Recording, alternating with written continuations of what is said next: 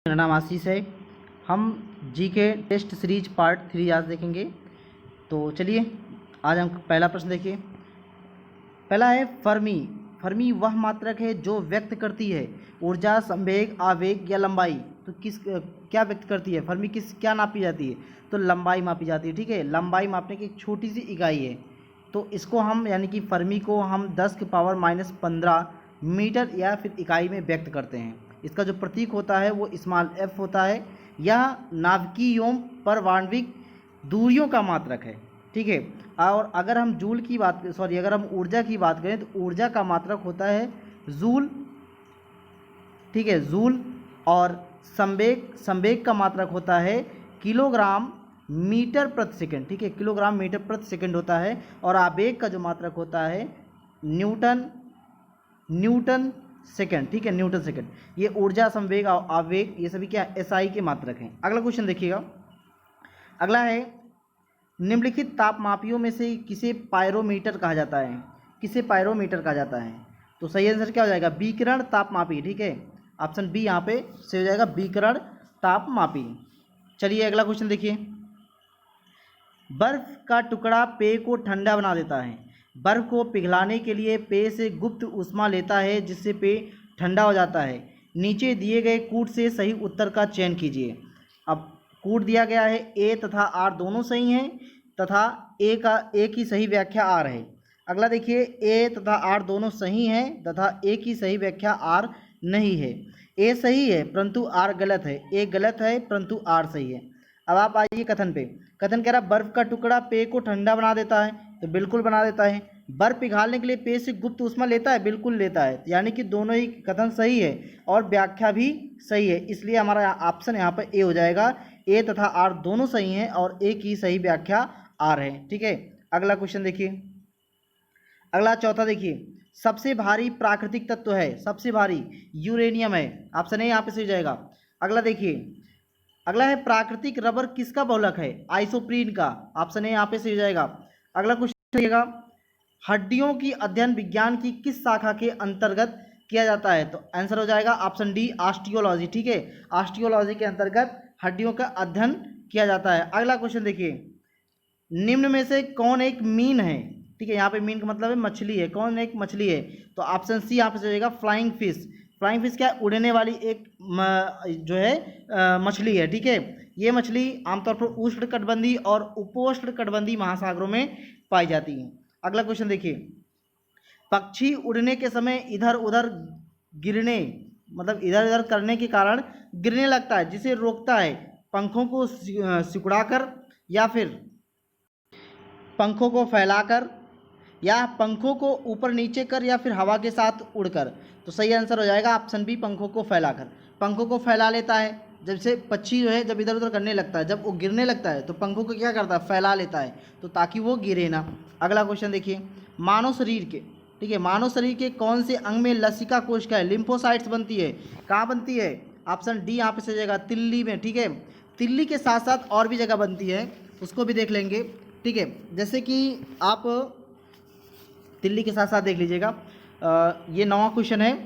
तो जैसे अस्थि मज्जा में भी लिम्फोसाइट बनती है, लसिका ग्रंथि में बनती है और थाइमस ग्रंथि द्वारा भी बनती है। ठीक है, थाइमस ग्रंथि, तिल्ली, अस्थि मज्जा, ये हर जगह क्या है? इसके द्वारा लसिका कोशिकाएं बनती है, यानी कि लिम्फोसाइट बनती हैं। चलिए अगले क्वेश्चन तरफ बढ़िए। अगला क्वेश्चन क्या कह रहा है? अगला है कि जन्म के बाद मानव के किस ऊतक में कोई कोशिका विभाजन नहीं होता है? तो कौन सा आंसर होगा? आंसर बी यहाँ पर हो जाएगा, तंत्रिका। ठीक है, अगला क्वेश्चन देखिए, जब एक व्यक्ति वृद्ध हो जाता है तो सामान्यतः उसका रक्त का दाब ऑप्शन बी बढ़ जाता है। ठीक है, अगला क्वेश्चन देखिए, मादा जनन पथ में पहुंचने के पश्चात मानव शुक्राणु अपनी निषेचन क्षमता सुरक्षित रखते हैं कितने? 1 से 2 दिन, यानी कि 48 घंटे से 72 घंटे तक। ठीक है, ये 48 से 72 घंटे तक रखती है। अगला क्वेश्चन देखिए, सूची एक को सूची दो सूची एक में दिए गए हार्मोनों को सूची 2 में भी दी गई मदों में सम्मिलित कीजिए और सूचियों के नीचे दिए गए कूट का प्रयोग कर सही उत्तर चुनिए। यहाँ पे मिलान करना है, एड्रेनलिन, एस्ट्रोजन, इंसुलिन, फेरोमोन। इधर सूची 2 में दिया है क्रोध, भय, खतरा, गंध के बोध से साथी को आकर्षित करना, स्त्रियां या ग्लूकोज। यहाँ पे कोड दिया गया है A3B1C4D2 A1B3C2 D4 A1B3C4D2 और फिर A3B1C2 और D4 दिया है। तो यहाँ मिलान कीजिए। अब यहाँ पे आप लोग जो सबसे सरल है, जो आपको लगता है कि कौन सा यहाँ पे मैच हो रहा है, चलिए जैसे कि एस्ट्रोजन, सबको पता है कि एस्ट्रोजन एक स्त्री हार्मोन है, यानी कि बी का 3। तो आप लोग यहाँ पे देखिए बी का 3 कहाँ कहाँ मिल रहा है। एक तो बी में मिल रहा है, देखिए एक बी में मिल रहा है, एक सी में मिल रहा है B3। ठीक है, फिर वापस आते हैं। अब बताइए इंसुलिन क्या है। इंसुलिन आप एक ग्लूकोज है, आप सभी को पता है, यानी कि ये हो जाएगा 3 एस्ट्रोजन, ये हो जाएगा 4, यानी कि बी का 3 और सी का 4। अब आप लोग इसमें भी ढूंढिए, सी का 4 इधर है लेकिन इधर सी का 2 है। ठीक है, इधर बी का 3, इधर बी का 3। यहाँ पे देखिए मैच अब क्या कर रहा है। अब लास्ट में देखिए यहाँ पे, यानी कि ये B3C4 B3C2 है। इसका मतलब क्या है, बाकी ये A का 1 हो जाएगा। एड्रेनलिन यानी कि क्रोध, भय, खतरा हो गया। और फेरोमोन क्या है, गंध के बोध से साथी को आकर्षित करना। तो इसलिए जो आंसर बन जाएगा वो आंसर हो जाएगा C1342। ठीक है, अब अगले क्वेश्चन तरफ चलिए। अगला क्वेश्चन क्या कह रहा है, एक कृत्रिम उपग्रह में विद्युत ऊर्जा का स्रोत क्या है। ऑप्शन बी यहाँ पे सही हो जाएगा, सौर सेलें हैं। ठीक है, अगला क्वेश्चन देखिए। अगला है, भारत में निर्मित टैंक का नाम क्या है। अर्जुन है, और जो इंद्र है वो एक रडार है। इंद्र क्या है, एक रडार है, और अर्जुन एक टैंक है। ठीक है, अगला क्वेश्चन देखिए। इंटरनेट कार्य करता है केवल सर्किट स्विचिंग पर या फिर केवल पैकेट स्विचिंग पर। दोनों सर्किट या पैकेट स्विचिंग पर, या उपरोक्त में से किसी पर नहीं। तो किस पे करता है, आप लोग खुद बताइए। जो इंटरनेट कार्य करता है वो किस पे करता है, सही आंसर हो जाएगा केवल पैकेट स्विचिंग पर। ठीक है, किस पे करता है, केवल पैकेट स्विचिंग पर इंटरनेट कार्य करता है। और अगर हम बात करें जैसे कि सर्किट स्विचिंग का, ठीक है, सर्किट स्विचिंग का काम क्या है। सर्किट स्विचिंग का काम है कि ये जो फ़ोन होता है, जैसे ये फ़ोन यहाँ पे बात कर रहा आदमी, तो ये फ़ोन क्या करता है, यहाँ से ध्वनि को क्या करता है, भेजता है, संदेश करता है, यानी पॉइंट टू पॉइंट क्या करता है, कम्युनिकेशन को कहते हैं। तो ये सर्किट स्विचिंग जो है फ़ोन के लिए है। और पैकेट स्विचिंग क्या है, इंटरनेट है। पैकेट स्विचिंग मतलब क्या है कि जैसे कि कोई आईपी एड्रेस होता है, सभी का अपना एक रूट होता है, डेस्टिनेशन होता है, सभी का अपना एक आईपी एड्रेस होता है। तो यही इसी को आईपी एड्रेस को ही हम पैकेट स्विचिंग कहते हैं। ठीक है, अब अगला क्वेश्चन देखिएगा। अगला क्वेश्चन क्या कह रहा है, अगला है, सुपर कंप्यूटर के लिए शब्द लंबाई की परास होती है, कितनी होती है, 64 बिट तक। ऑप्शन सी यहाँ पे से जाएगा। अगला क्वेश्चन देखिए, सिंधु घाटी सभ्यता के संदर्भ में निम्नलिखित कथनों पर विचार कीजिए। पहला, यह प्रमुखता लौकिक सभ्यता थी तथा उसमें धार्मिक तत्व यद्यपि उपस्थित था, वर्चस्वशाली नहीं था। अगला देखिए, उस काल में भारत में कपास से वस्त्र बनाए जाते थे। ठीक है, फिर यहाँ पे उपर्युक्त में से कौन सा कथन सही है या है, केवल एक, केवल दो, एक और दो, दोनों, ना तो एक ना ही दो, दोनों। चलिए देखिए, सिंधु घाटी सभ्यता लौकिक सभ्यता थी, बिल्कुल सही है। उसमें धार्मिक तत्व था, ये भी सही है। लेकिन वर्चस्वशाली नहीं था, ये भी सही है। क्यों, क्योंकि जैसे वहाँ पूजा मिले हैं, जैसे कि लिंग पूजा हो गया, पेड़ पौधे पूजा हो गए, मातृ पूजा हो गया, सभी ये वहाँ पे मिले हुए हैं सिंधु घाटी सभ्यता में। और सिंधु घाटी मतलब सिंधुवासी ही सर्वप्रथम भारत में कपास पैदा करने का श्रेय जाता है। तो इसलिए दोनों कथन यहाँ पे सही है। ऑप्शन हमारा यहाँ पे सी सही जाएगा, एक और दो, दोनों। अगला क्वेश्चन देखिए, सिंधु घाटी सभ्यता खोज निकालने में जिन दो भारतीयों का नाम जुड़ा है वो हैं राखाल दास बनर्जी और दयाराम साहनी। ऑप्शन ए यहाँ पर सही हो जाएगा। अगला क्वेश्चन देखिए, रावी नदी का वैदिक नाम क्या है, परश्रणी नाम है। ऑप्शन ए यहाँ पे सही हो जाएगा। अगला देखिए, यज्ञ संबंधी विधि विधानों का पता चलता है किससे पता चलता है, यजुर्वेद में। अगला क्वेश्चन देखिए, प्राचीन भारत में निष्क नाम से जाने जाते थे क्या, स्वर्ण आभूषण। ठीक है, अगला क्वेश्चन देखिए, पूर्व किसके धार्मिक ग्रंथ हैं, जैनों के। ठीक है, ऑप्शन ए यहाँ पे से जाएगा। आलार कलाम कौन थे, क्या बुद्ध के शिष्य थे, महत्वपूर्ण बौद्ध संत थे, या फिर बुद्ध के अध्यापक या शासक जिन्हें बौद्ध धर्म की आलोचना की। तो सही आंसर क्या हो जाएगा, बुद्ध के अध्यापक थे, यानी कि बुद्ध के गुरु, सर्वप्रथम जो गुरु थे आलार कलाम थे। अगला क्वेश्चन देखिए, निम्नलिखित में से किस एक राज्य देश में अशोक के व्यक्तिगत नाम का उल्लेख मिलता है, किस में मिलता है, मास्की में। ऑप्शन डी यहाँ पे से जाएगा, मास्की। अगला क्वेश्चन देखिए, अजंता की गुफाएं निम्नलिखित में से किससे संबंधित हैं। तो सही ऑप्शन क्या हो जाएगा, ऑप्शन सी सही हो जाएगा, जातक कथाएं। अगला क्वेश्चन देखिए, निम्न में किसकी मृत्यु चौगान खेलते के दौरान हुई थी? चौगान खेलने के दौरान किसकी मृत्यु हुई थी? कुतुबुद्दीन ऐबक की। ऑप्शन यहाँ पे डी सही हो जाएगा। ठीक है, अगला क्वेश्चन, अलाउद्दीन खिलजी पहला मुसलमान शासक था जिसने राजपूतों से युद्ध किया, दक्षिण को जीता, सूफीवाद को प्रोत्साहन किया या फिर जजिया लागू किया? तो सही आंसर क्या हो जाएगा? सही आंसर हो जाएगा ऑप्शन बी। ठीक है, अलाउद्दीन पहला सुल्तान था जो दक्षिण भारत को जीता था, लेकिन दक्षिण भारत को अपने साम्राज्य में नहीं मिलाया था। बाकी राजपूतों को युद्ध, उससे पहले भी जो मुसलमान शासक थे उनसे भी युद्ध हुआ था, सूफीवाद को प्रोत्साहन भी दिया था और जजिया भी लागू हुआ था। अगला क्वेश्चन देखिए, शेख बहाउद्दीन जकारिया किस संप्रदाय के थे? सुहरावर्दी संप्रदाय। ऑप्शन ए यहाँ पे सही जाएगा। अगला देखिए, किस मध्यकालीन शासक ने उद्घोषित किया कि राजत्व ही बंधुत्व है तथा बंधुत्व ही राजत्व है? Option D Bahlol Lodi. ठीक है, अगला क्वेश्चन देखिए, औरंगजेब द्वारा चलाए गए जिहाद का अर्थ है दारुल हर्ब, दारुल इस्लाम, होलीवार या फिर जजिया? तो ऑप्शन बी यहाँ पे से हो जाएगा दारुल इस्लाम। दारुल इस्लाम का मतलब होता है इस्लामिक कंट्री। ठीक है, इस्लामिक देश। और जो दारुल हर्ब होता है वो होता है गैर इस्लामिक देश। ठीक है, गैर इस्लामिक देश दारुल हर्ब और दारुल इस्लाम एक इस्लामिक देश। अगला क्वेश्चन देखिए, निम्नलिखित को कालक्रमानुसार संयोजित कीजिए। मेरठ हत्याकांड, दिल्ली घोषणा, कानपुर अधिकार और मेरठ पर अधिकार। ठीक है, तो सर्वप्रथम मेरठ पर हत्याकांड, दिल्ली घोषणा, कानून पर अधिकार, तो यहाँ पर हमें कालक्रम के अनुसार लिखना है। चलिए देखिए, जैसे अगर हम कालक्रम देखें यहाँ पे, जैसे मेरठ हत्याकांड कब हुआ था? 1857 में हुआ था। दिल्ली घोषणा भी 1857 में हुआ था। कानपुर अधिकार भी 1857 में हुआ था और मेरठ पर अधिकार भी 1857 में हुआ था। अब इसको इस आधार पर तो मिला सकते नहीं, लेकिन इसको डेट वाइज मिलाएंगे। अब जैसे मेरठ हत्याकांड हुआ था वो 10 मई को हुआ था, 10 मई 1857 को हुआ था। ठीक है, जब मेरठ हत्याकांड हुआ उसके बाद तुरंत जो है मेरठ पर अधिकार कर लिया गया, यानी कि 10 मई को ही या फिर 10 मई शाम तक मेरठ पर अधिकार कर लिया गया। यानी कि मेरठ हत्याकांड के जस्ट बाद मेरठ पर अधिकार कर लिया गया। यानी कि एक पहले मेरठ हत्याकांड हुआ, फिर मेरठ पर अधिकार हुआ, फिर क्या हुआ, फिर 12 मई को दिल्ली पहुंचे और वहां पे घोषणा पत्र पढ़ा गया 12 मई 1857 को। ठीक है, 12 मई 1857 को घोषणा पत्र, फिर बाद में 5 जून 1857 को कानपुर पर अधिकार कर लिया गया। यानी कि पहला है, फिर उसके बाद चौथा है, फिर दूसरा, फिर तीसरा। 1 4 2 3, 1 4 2 3, ऑप्शन ए यहाँ पर हमारा सही हो जाएगा। ठीक है, अगला क्वेश्चन देखिए, सिद्धू तथा कान्हू निम्नलिखित में से किसके साथ जुड़े हुए थे? कोल विद्रोह, मुंडा विद्रोह, ये मुंडा है, ठीक है, मुंडा विद्रोह, खासी विद्रोह या फिर संताल विद्रोह? तो किससे जुड़े हुए थे? संताल विद्रोह। ठीक है, संताल विद्रोह कब हुआ था? 1855-56 के आसपास। ठीक है, 1855-56 के आसपास संताल विद्रोह हुआ था, जो सिद्धू और कान्हू इससे जुड़े हुए थे।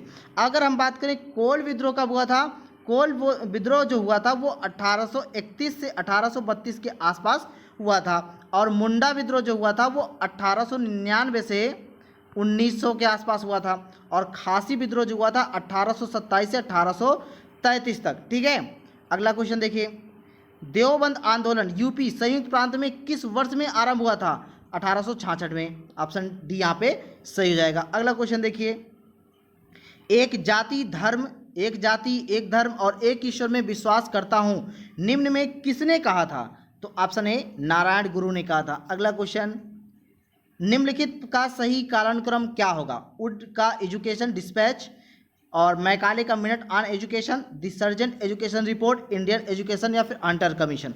तो यहाँ पे नीचे दिए हुए कूट हैं, उनके सही उत्तर का हमें चयन करना है। अब देखिए, वुड का डिस्पैच कब आया था? सभी को पता है कि 1854 में आया था। ठीक है, वुड का डिस्पैच 1854 में। मैकाले का मिनट ऑन एजुकेशन ये आया था 1835 में। ठीक है, 1835 में आया था। द सार्जेंट एजुकेशन रिपोर्ट आया था 1944 में, और इंडियन एजुकेशन हंटर कमीशन आया था 1882 में। अब इसी के अकॉर्डिंग मिलान कर लीजिए। तो सर्वप्रथम क्या आया था? सर्वप्रथम मैकाले मिनट आया था पहला, यानी कि 2। ठीक है, 2 हो जाएगा। फिर वुड डिस्पैच देखिए 1854 है, 2 बाद 1 हो जाएगा। फिर उसके बाद 1882 है इंडियन एसोसिएशन यानी कि हंटर कमीशन, यानी कि 214, फिर लास्ट में 3, 2143 ऑप्शन में ढूंढिए। तो ऑप्शन ए यहाँ पे है, ऑप्शन ए सही हो जाएगा। अगले क्वेश्चन देखिए, अगला है दिसंबर 1885 में इंडियन नेशनल कांग्रेस का सर्वप्रथम अधिवेशन कहाँ आयोजित किया गया था? तो ऑप्शन बी यहाँ पे सही हो जाएगा, बम्बई में। ठीक है, बम्बई में आयोजित किया गया था। अगला क्वेश्चन देखिए, अगला है महाराष्ट्र में गणपति पर्व का श्री गणेश किया था बीजी तिलक यानी कि बाल गंगाधर तिलक ने किया था। अगला क्वेश्चन देखिए, यहाँ पे अगला क्वेश्चन, सूची 1 को सूची 2 के साथ सुमेलित कीजिए और सूचियों के नीचे दिए हुए कूट का प्रयोग कर सही उत्तर चुनिए। सूची 1 दिया गया इधर, इधर सूची 2 दिया गया है। चिटगांव आर्मरी रेड, कल्पना दत्त, अभिनव भारत, गुरु राम सिंह अनुशीलन समिति, विनायक दामोदर सावरकर और कूका आंदोलन अरविंद घोष। ठीक है, यहाँ पर फिर आपका कूट दिया गया है, कूट के अनुसार आपको मिलान करनी है।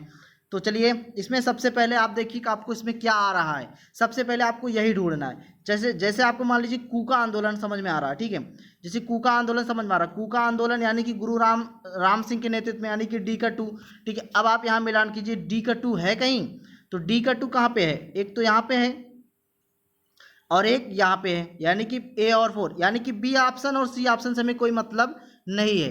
बी और सी ऑप्शन हटा दीजिए। अब डी का 2 हमने पकड़ लिया है। अगला क्वेश्चन देखिए, अब इसमें देखिए अभिनव भारत समझ में आ रहा है ना? अभिनव भारत किससे है? अभिनव भारत किससे है? यानी कि अभिनव भारत बी डी सावरकर से है। तो आप मिलान कर लीजिए, बी का 3, चलिए बी का 3 और डी का 2। अब यहाँ से आप मिलान कर लीजिए, बी का 3 है कहीं? यहाँ पे देखिए बी का 3 है, ये रहा बी का 3, ये रहा डी का 2, ये रहा D2 यानी कि डी में है, और ये रहा B1 यानी कि ये मैच नहीं कर रहा B1। तो ये भी हमारा क्या हो जाएगा? गलत हो जाएगा। तो अब आराम से आप लोग मैच कर सकते हैं। ठीक है, आराम से, जैसे यहाँ पे हमने बताया 4 हो जाएगा और अभिनव भारत का हो जाएगा 3। अब बताइए, जो ए बच गया उसका मतलब है इसके अकॉर्डिंग 1 हो गया, अनुशीलन समिति इसके अकॉर्डिंग सी का 4 हो जाएगा। ठीक है, सॉरी यहाँ पे 2 मैंने लिखा ही नहीं। ठीक है, ये 2 हो जाएगा। तो अब यहाँ पे ये 4 हो जाएगा। तो 1 3 4 2, तो ऑप्शन में देखिए 1 3 4 2। ठीक है, ये ऑप्शन सही हो जाएगा। अगला क्वेश्चन देखिए, निम्नलिखित में से कौन सी तिथि मुस्लिम लीग ने सीधी कार्यवाही दिवस हेतु सुनिश्चित की थी? 16 अगस्त 1946 को। क्यों किया था? क्योंकि जब 15 अगस्त 1946 को भारत बट गया था। ठीक है, भारत जब बट गया तो अब इनका जो उद्देश्य था कि यहाँ पे सांप्रदायिक दंगे करवाए जाएं, ताकि ये हो जाए कि हिंदू मुस्लिम लोग लड़ते हैं। तो उसी के अकॉर्डिंग जो है मुस्लिम लीग ने सीधी प्रत्यक्ष कार्यवाही दिवस मनाई थी। अगला देखिए, जलियांवाला बाग हत्याकांड के लिए जिम्मेदार जनरल डायर को निम्न में से किसने मार डाला? उधम सिंह ने मार डाला। ठीक है, ऑप्शन सी सही हो जाएगा। अगला क्वेश्चन देखिए, अगला है निम्नलिखित में से किसने असहयोग आंदोलन को समर्थन दिया लेकिन उनके परिणाम नहीं देख सका? किसने? बाल गंगाधर तिलक ने। ठीक है, बाल गंगाधर तिलक की मृत्यु 1 अगस्त 1920 को हो गई थी। ठीक है, अगला देखिए, निम्नांकित में से कौन सा 1929 में कांग्रेस के लाहौर अधिवेशन में पारित संकल्प में शामिल नहीं था? भारत के विदेश नीति की घोषणा, पूर्ण स्वराज के लक्ष्य की घोषणा, सबने अवज्ञा आंदोलन प्रारंभ करने की तैयारी, या फिर अस्पृश्यता उन्मूलन? तो जो शामिल नहीं था, ठीक है, हमें शामिल नहीं ढूंढना है। तो ये पहला तो शामिल था, विदेश नीति भी शामिल थी। क्यों? क्योंकि गोलमेज सम्मेलन को रद्द कर दिया गया था। और पूर्ण स्वराज की लक्ष्य ये भी सही था, और सबने अवज्ञा आंदोलन प्रारंभ करने की तैयारी ये भी था। तो अस्पृश्यता उन्मूलन ये बात नहीं थी, ये पारित संकल्प नहीं था। तो ऑप्शन डी हमारा यहाँ पे सही जाएगा, अस्पृश्यता उन्मूलन। ठीक है, अगले क्वेश्चन देखिए, एससी बोस, सुभाष चंद्र बोस ने फॉरवर्ड ब्लॉक की स्थापना की थी। कब की थी? 1939 में। ऑप्शन डी यहाँ पे सही जाएगा। अगला क्वेश्चन देखिए, निम्न में से कौन कैबिनेट मिशन योजना का सदस्य नहीं था? Lord emery. लॉर्ड एमरी जो है कैबिनेट मिशन योजना की एक सदस्य नहीं थी। बाकी lord Pethick Lawrence, A B Alexander, sir Stafford Cripps, ये तीनों कैबिनेट मिशन के सदस्य थे। ठीक है, अगला देखिए, कैबिनेट मिशन योजना 1946 में भारत के लिए प्रस्तावित किया था। क्या एकात्मक सरकार, शक्तिशाली केंद्र सहित संघात्मक सरकार, या फिर कमजोर केंद्र सहित संघात्मक सरकार, या फिर संघात्मक सरकार जिसमें ब्रिटिश प्रांतों को पृथक होने का अधिकार था? तो सही आंसर क्या हो जाएगा? ऑप्शन सी यहाँ पे सही जाएगा, कमजोर केंद्र सहित संघात्मक सरकार हो जाएगा। चलिए अगले क्वेश्चन तरफ बढ़िए। अगला देखिए, भारतीय संविधान में राज्य के नीति निर्देशक तत्वों को निम्न में से किस देश के संविधान से लिया गया है? तो सही आंसर क्या हो जाएगा? आयरलैंड। ठीक है, अगला क्वेश्चन देखिए, निम्न शब्दों पर विचार कीजिए, समाजवादी, प्रजातांत्रिक, संपूर्ण प्रभुत्व संपन्न या फिर धर्मनिरपेक्ष। इसमें हमको क्रम वाइज में लिखना है। क्रम वाइज में क्या हो जाएगा? सबसे पहले होगा संपूर्ण प्रभुत्व संपन्न हो जाएगा, फिर समाजवादी, फिर धर्मनिरपेक्ष, फिर प्रजातंत्र। ठीक है, तो CADB यानी कि ऑप्शन ए यहाँ पे सही जाएगा, CADB। चलिए अगला क्वेश्चन देखिए, अगला क्वेश्चन क्या कह रहा है? अगला क्वेश्चन है, भारतीय संविधान के निम्नलिखित अनुच्छेदों में से कौन सा विधायन सत्ता पर पूर्ण नियंत्रण लगाता है?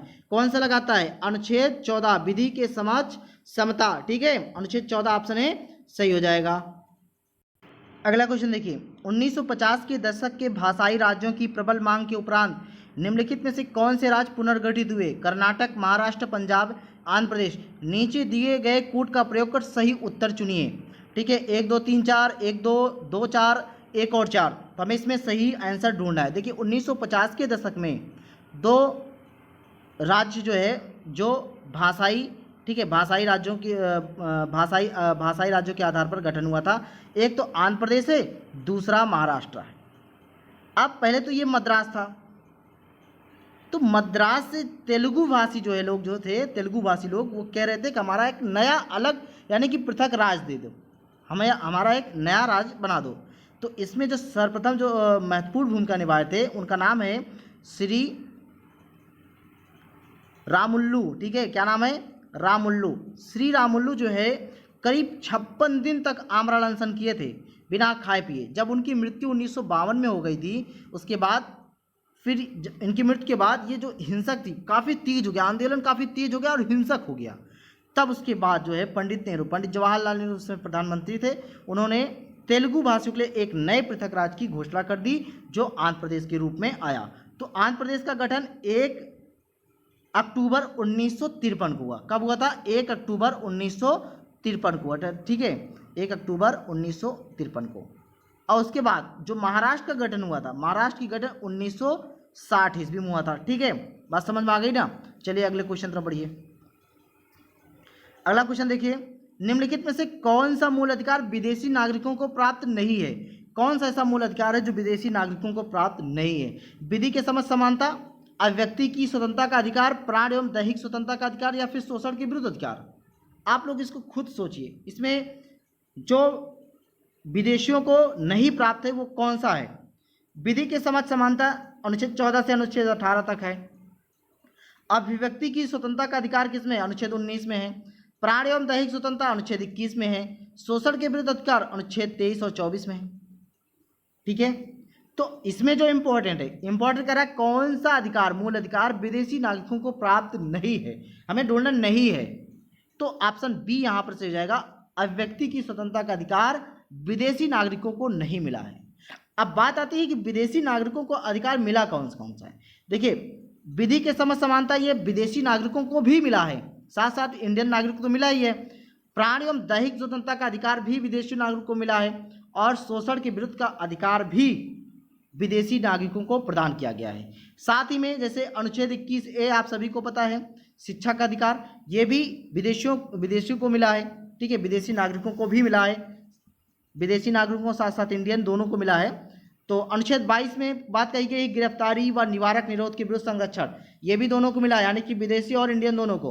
अनुच्छेद 23 मानव के दुर्व्यापार एवं बलात्कार श्रम पर प्रतिषेध करता है, ये भी दोनों को मिला है, यानी कि विदेशी को भी और इंडियन को भी। अनुच्छेद 24 कारखानों आदि में बालकों के नियोजन का प्रतिषेध, ये भी विदेशियों को मिला है। अनुच्छेद 25 अंतःकरण की और धर्म की अबाध रूप से मानने, आचरण और प्रचार करने की स्वतंत्रता, ये भी विदेशियों को मिला है। अनुच्छेद 26 धार्मिक कार्यों के प्रबंध की स्वतंत्रता, ये भी विदेशी नागरिकों को मिला है। अनुच्छेद 27 किसी विशिष्ट धर्म की अभिवृद्धि की स्वतंत्रता, ये भी विदेशियों को मिला है। अनुच्छेद 28 किसी कुछ शिक्षण संस्थाओं में धार्मिक शिक्षा या धार्मिक उपासना में उपस्थिति के बारे में स्वतंत्रता, ये भी विदेशी नागरिकों को मिला है। ठीक है, इसमें ऑप्शन में यही बी ऑप्शन ऐसा है जो विदेशी नागरिकों को नहीं मिला है। अगला क्वेश्चन देखिए, भारतीय संविधान मान्यता देता है केवल धार्मिक अल्पसंख्यकों को, केवल भाषाई अल्पसंख्यकों को, धार्मिक एवं भाषाई अल्पसंख्यकों को, धार्मिक भाषाई नृजाति अल्पसंख्यकों को। इसका सही आंसर हो जाएगा ऑप्शन सी, धार्मिक और भाषाई अल्पसंख्यकों को। ठीक है, जो भारतीय संविधान है वो धार्मिक और भाषाई अल्पसंख्यकों को ही मान्यता देता है कि भारतीय संविधान के द्वारा नागरिकों को अपनी भाषा, लिपि या संस्कृति की संरक्षा के लिए कतिपय अधिकार प्रदान किए गए हैं। ठीक है, वो अधिकार 29 और 30 में है। ठीक, अगला क्वेश्चन देखिए। सामाजिक न्याय का तात्पर्य है कि सभी को समान राजनीतिक अधिकार प्राप्त हो, सभी को समान अधिकार प्राप्त हो, आर्थिक अधिकार प्राप्त हो, सभी को धार्मिक स्वतंत्रता का अधिकार प्राप्त हो, सभी प्रकार की विषमताएं यथा जाति, रंग, व्यवसाय, लिंग आदि पर आधारित सुविधाएं समाप्त कर दी जाएं। तो सही आंसर क्या हो जाएगा? बिल्कुल ऑप्शन डी यहाँ पे सही जाएगा। आप लोग कमेंट करके भी बताया कीजिए जो आपका इसमें कितने क्वेश्चन सही हो रहे हैं, आप ये भी बताइए। और एक बात और बता दें, यदि आप चैनल पे बने हुए हैं तो चैनल को सब्सक्राइब कीजिए और वीडियो को लाइक कीजिए, वीडियो को दोस्तों के साथ शेयर भी कीजिए ताकि और इसी तरह वीडियो आपके सामने आता रहे। ठीक है, चलिए अगला क्वेश्चन देखिए। अगला है एक नागरिक। ठीक है, एक नागरिक के मूल कर्तव्यों में कौन सा, निम्न में कौन सा कर्तव्य सम्मिलित नहीं है? यहाँ हमें ढूंढना सम्मिलित नहीं है। ठीक है, तो यहाँ पे ढूंढिए, ऑप्शन देखिए। प्राकृतिक पर्यावरण की रक्षा और उसका संवर्धन, ये तो भाई मौलिक कर्तव्य में शामिल है, इसमें कोई दो राय नहीं है। स्वतंत्रता के लिए हमारे राष्ट्रीय आंदोलन को प्रेरित करने वाले उच्च आदर्शों को संजोए रखें और उनका पालन करें, ये भी फंडामेंटल ड्यूटीज में शामिल है। चलिए अगला चलते हैं। अस्पृश्यता मिटाने की ओर प्रयास करें, ये शामिल नहीं है। क्यों ये शामिल नहीं? क्योंकि ये फंडामेंटल राइट में है, फंडामेंटल राइट में है। ठीक है, और फिर वैज्ञानिक दृष्टिकोण, मानववाद और ज्ञानार्जन द्वारा तथा सुधार की भावना विकास करें, ये भी फंडामेंटल ड्यूटीज में। तो यहाँ सम्मिलित कौन सा नहीं है? ऑप्शन सी यहाँ पे सम्मिलित नहीं है। क्यों? क्योंकि अस्पृश्यता का अंत वो है फंडामेंटल राइट में। ठीक है, अगला क्वेश्चन देखिए। अगला क्वेश्चन क्या कह रहा है? संसदीय सरकार का सबसे महत्वपूर्ण लक्षण है संसद की संप्रभुता, कार्यपालिका का विधायिका के प्रति सामूहिक उत्तरदायी, विधि का शासन या फिर बहुमत शासन। तो सही आंसर क्या हो जाएगा? ऑप्शन बी, कार्यपालिका का विधायिका के प्रति सामूहिक उत्तरदायी। चलिए अगला क्वेश्चन तरफ बढ़िए। अगला है निम्नलिखित में से किनसे भी निर्धारित होता है कि भारत का संविधान परिसंघीय है? संविधान लिखित और अनम्य है, न्यायपालिका स्वतंत्र है, अवशिष्ट शक्तियों का केंद्र में निहित होना, या केंद्र और राज्यों के बीच शक्तियों का वितरण। तो सही ऑप्शन क्या हो जाएगा? ऑप्शन डी, केंद्र और राज्यों के बीच शक्तियों का वितरण हो जाएगा। अगला क्वेश्चन देखिए। केंद्र राज्य संबंध पर डॉक्टर पी.वी. राजमन्नार समिति गठित की गई थी। ठीक है, ऑप्शन देखिए। आंध्र प्रदेश द्वारा, केरल द्वारा, तमिलनाडु द्वारा या फिर कर्नाटक द्वारा। सही ऑप्शन क्या हो जाएगा? तमिलनाडु द्वारा। ठीक है, चलिए अगले क्वेश्चन तरफ बढ़िए। अगला क्या बोल रहा है? अगला है भारत की संसद के संबंध में निम्नलिखित में से कौन सा कथन सही नहीं है? हमें यहाँ सही नहीं ढूंढना है। संविधान में एक संसदीय प्रणाली की सरकार का प्रावधान है, बिल्कुल ये भी सही है। संसद का सर्वप्रमुख कार्य है कि मंत्रिमंडल का प्रावधान करना, ये भी सही है। मंत्रिमंडल की सदस्यता निम्न सदन तक सीमित है, नहीं ये कथन गलत है। मंत्रिमंडल की लोकप्रिय सदन में बहुमत का विश्वास प्राप्त होना चाहिए, ये भी कथन सही है। मंत्रिमंडल की सदस्यता निम्न सदन तक सीमित नहीं है क्योंकि वो उच्च सदन द्वारा भी बनाए जा सकते हैं, ये जरूरी नहीं है कि निम्न सदन नहीं बने, उच्च सदन और निम्न सदन दोनों जगह से बनाए जाते हैं, इसलिए ऑप्शन सी हमारा यहाँ पे क्वेश्चन सही हो जाएगा। ठीक है, ऑप्शन सी। अगला क्वेश्चन देखिए, क्वेश्चन नंबर 59 है। 59 देखिए।